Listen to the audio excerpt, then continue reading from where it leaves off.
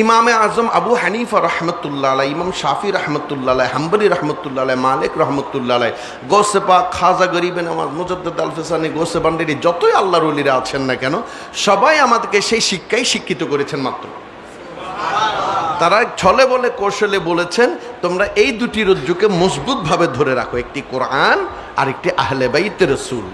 এই পথে যাওয়ার জন্য, সেই রজ্জুকে ধরে রাখার জন্য, সেই রজ্জুকে ধরতে পারার জন্য, সেই রজ্জু কোথায় সেটা খুঁজে নেওয়ার জন্য পীরের উৎপত্তি।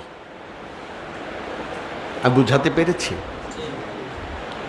তাদেরকে শিখিয়ে দেওয়ার জন্য, তাদেরকে জানিয়ে দেওয়ার জন্য তারা কারা, তাদেরকে আঁকড়ে ধরলে কি হবে আর তাদেরকে থেকে দূরে থাকলে কি হবে সেটা জানিয়ে দেওয়ার জন্য গৌসে পাকের আবির্ভাব, খাজা গরিবে নওয়াজের আবির্ভাব, মুজাদ্দিদ আল ফিসানির আবির্ভাব, বাহাউদ্দিন নকশবন্দির আবির্ভাব, আফশাফ সিমনানির আবির্ভাব, গৌসে ভান্ডারের আবির্ভাব, এইরকম কামেল মুকাম্মেল ওয়ালি কালান্দার থেকে শুরু করে, মুজাদ্দিদ আল ফিসানি থেকে শুরু করে, ইমাম আজম আবু হানিফা থেকে, তারা মূলত এসেছেন আমাদেরকে দুটি রজ্জু, দুটি রশিকে ধরিয়ে দেওয়ার জন্য।